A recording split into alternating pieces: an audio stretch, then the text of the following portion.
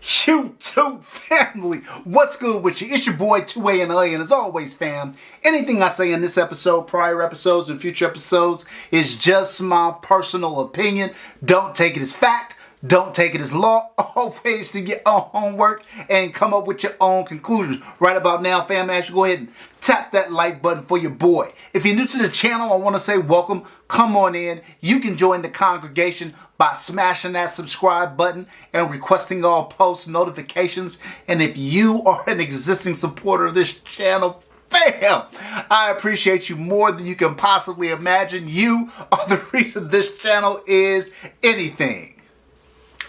Alright, fam, before we get this episode rolling, just a couple of disclaimers. I do not sell firearms, nor do I promote the sale of firearms or accessories or anything that would constitute a violation of YouTube community guidelines.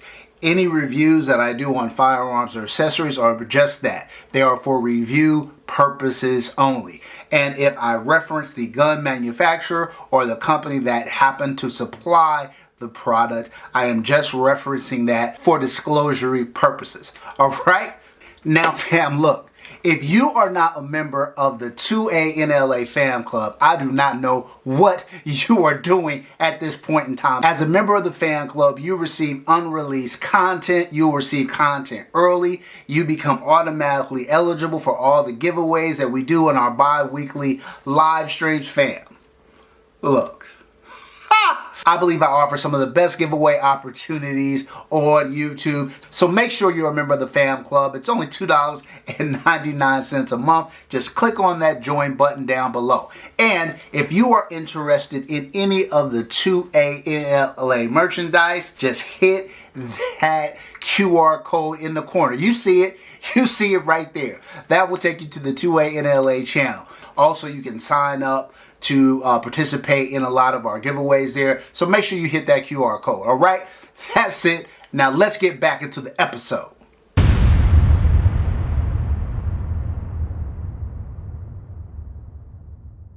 All right, fam, let's get this episode rolling. So check it.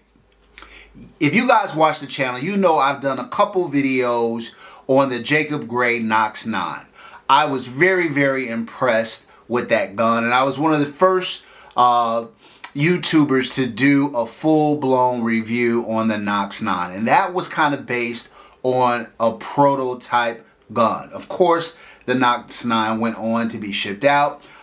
It was a nominee in a few different categories for the Heat Check Honors Awards last year in December, and won Most Innovative Gun of 2025. So shout out to Jacob Grey relative to that. Well, when I did the review of the prototype gun, the gun scored a 91 out of a possible 100, giving it Grail gun status. Now, where it suffered a little bit was in the reliability department, and I was having some issues, not a lot, but some issues cycling, with the gun cycling, right?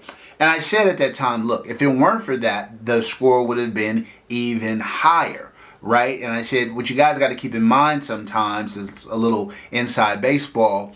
When YouTubers like myself get a prototype gun in for review, it can go one or two ways, really. Sometimes you get the prototype, and because it's a one of one or one of a few, the manufacturer has really gone through that gun with a fine-tooth comb and made sure any and all issues are corrected, right? But you worry that when they start mass producing the gun, that they're not going to be able to maintain that same level of detail. Flip side of it too is sometimes you get a prototype gun, and because it's a prototype and you're getting way in advance of production, which was the case in this particular time, that the gun may be a little quirky and there's still some things that they're working out, but when the production line rolls out, those things are addressed. Well, the gun again scored a 91 out of a possible 100.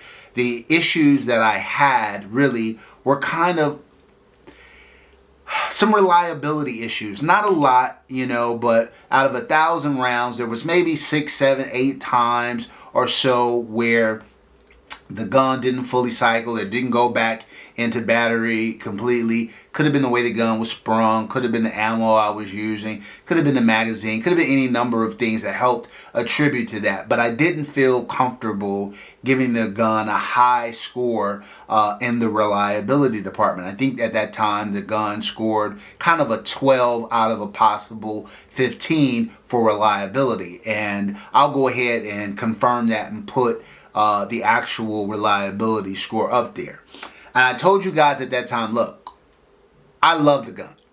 I love the gun. This is definitely one that's going to find its way into my collection. So when they started rolling out the actual production guns, your boy went ahead and picked up his. And fam, what I'm going to need you to do is stop playing with your boy and stop playing with Jacob Grey. They just do an extraordinary job with the Nox9.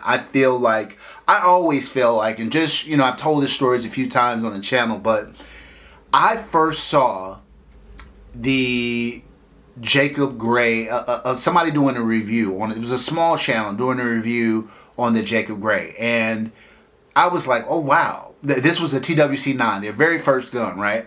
And I was like, oh wow, that's an all metal gun. Looks like it's very well put together.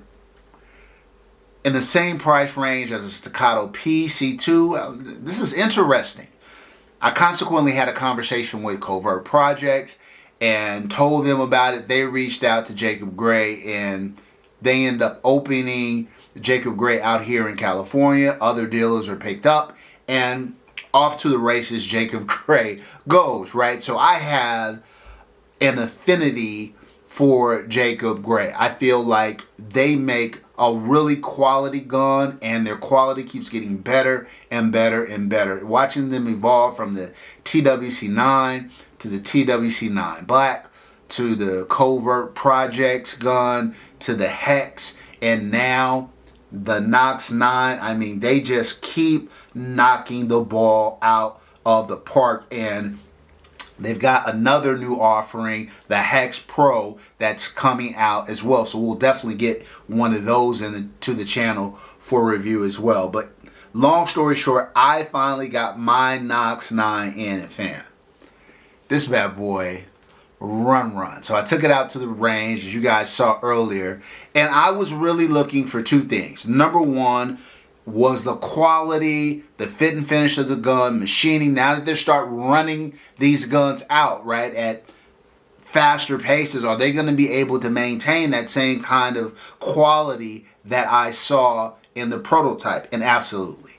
The fit and finish, the coating, everything about the gun is just spot on with the prototype. And we'll kind of run through what the gun scored in every category, but just, you know, after running the gun and after, you know, inspecting it kind of thoroughly, I felt like, again, they killed it with the aesthetic of this gun, killed it with the design. Of course, it is ported and compensated. If you guys haven't seen my initial impressions video or the full review on this gun, definitely go back and check that out, because I'm not going into the details of the specs and everything like I did when I did the full review. In this one, I'm speaking more, this is more to be an update now that I have my own Jacob Grey Nox9 and it's a production model. This is more an update to that original review. So in the original review, we gave this gun a 15 out of a possible 15. I told you then that I thought the machining was very well done. There isn't a bit of wiggle, slide to frame, or grip to frame. Barrel fitment is rock solid. It feels like the gun is on rails. DLC coating except for the small parts, which are PVD. And yeah, I thought they killed it with fit and finish. I gave it a 15 out of 15 on the first go round. We're going to give it again here, a 15 out of 15 for fit and finish. All right, next up, durability. Again, first go round, the gun got a 15 out of 15. Steel frame, steel slide, aluminum grip, all metal gun, just excellently done. Great coatings. I think without a doubt this gun is going to be a very durable gun. If you take care of it, it will take care of you. Again, it got a 15 out of 15 on the first go round for durability. We're going to give it the exact same score this time, 15 out of a possible 15. All right, fam, next up, trigger. You guys know your boy is a trigger snob. This trigger is very, very well done. There's no take up whatsoever. You're at that wall, crisp, clean break, short recess, clearly defined wall, short recess. Man, a trigger like this makes shooting a breeze, 100%. For trigger, we gave it a 14 out of 15 last time. I'll put up the pull weight there so you can see it, but we're going to give it again a 14 out of a possible 15 this go round as well. All right, fam, next up, reliability. So this was the missing link, right? When I did the testing, I mentioned that there was probably about 8 to 10 kind of issues in my 1,000 round review. And that's enough for me to question the reliability a bit. You know, it didn't happen all the time. And again, it's a prototype gun. Was it properly sprung? A lot of times we have these hybrid pistols and ported pistols and compensated pistols. There needs to be some tweaking, some adjusting to the tuning of the gun relative to how it's sprung. That could have been it. It could have been a combination of the ammo that I used. Could have been a combination of the magazines that I used, or all of the above. So when I got the actual production model, I wanted to test the reliability. 1,000 rounds through this, 0 malfunctions. 0. Now again, this is a one of one. Anytime it's a brand new platform, I'm very hesitant to give a gun 15 out of 15. I'm a little comforted in the fact that I've done reviews on all the Jacob Grey guns, and all of them have proven to be very reliable. The reliability issues I was having with the Nox9 prototype was kind of the exception to the rule, right? So I was really, really looking out for this one. Reliability, it definitely deserves an upgrade. For reliability, I'm still not going to give it a 15 out of 15. Again, I feel like this is a one of one, but certainly deserving of an upgraded reliability score. We're going to give it a reliability score of 14 out of a possible 15. All right, fam, for accuracy and ergonomics, this gun scored a 10 out of 10 the first time around. It's going to get 10 out of 10 now. The grip module and the way everything is blended, the texture is perfection. It is simply perfection.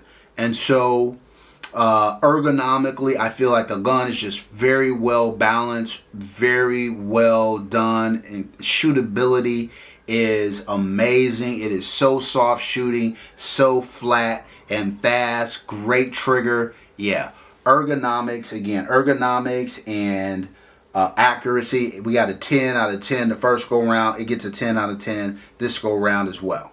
As I do with most 2011s, for maintenance and upkeep and aftermarket support, the gun earned 4 out of 5 in both of those categories. It's going to earn a 4 out of 5 now as well. All right, next up, affordability. Look, not a cheap gun by any standards. I will put the MSRP up there so you guys can check it out. Look, here's what I would say. It is an expensive gun. There's no ifs, ands, or buts about it. But to have a gun with this level of detail in the aesthetic, this kind of, these features, ported, compensated, PVD coatings on the small parts and barrel, as well as the mag release, I mean, optic ready. It's just, to have a gun that has all these features with this aesthetic at a sub 6K price, while expensive, it's still a good value. We gave this a 3 out of a possible 5 for affordability on the first go round. We're going to keep it there this go round, 3 out of a possible 5. All right, next up, flex? Is Instagram gonna go crazy? Are your boys gonna be like, damn? Yes, fam. Arguably the most attractive offering put forth in 2025. I think the aesthetic is stunning. Anytime I've ever posted this gun, the reactions have been through the roof. Jacob Grey understood the assignment. The only criticism I kind of talked about relative to the aesthetic is if it were me, these serrations that are on the gun, functionality wise, they're fantastic. I would have taken them down to the frame. I feel like from this side of the gun back, the gun is stunning, and from here it could use it could use a little something. And again, I would have just took those serrations down into the frame, but you know, at this point I'm nitpicking. At this point I am nitpicking, but the gun is stunning. So for flex, it's gonna get a 4 out of a possible 5. Alright fam, with the increased score in reliability, taking it from a 12 to a 14, this gun is going to go from a 91 grill gun status gun to a 93 grill gun status gun. To have a gun score 93 out of a possible 100 at a sub 6K price point is impressive. It's going up against the Atlases of the world, the Fowlers of the world, and others that are in kind of that price range and doing it with style and grace. If you're looking for, if somebody were to ask me, you know, what 2011 should I be looking at if I've got sub 6K to spend and I want to get one of the best, most feature-rich guns I can have, and one of the best shooting guns, Jacob Grey is going to be in that mix and likely atop of it. So again, salute to Jacob Grey for making a phenomenal firearm. Like I said, they have the new one they just dropped at SHOT Show this year. We're definitely going to get that one to the channel for a review as well. All right, that's it for this episode, fam. Until next time, as always, take care of one another and peace.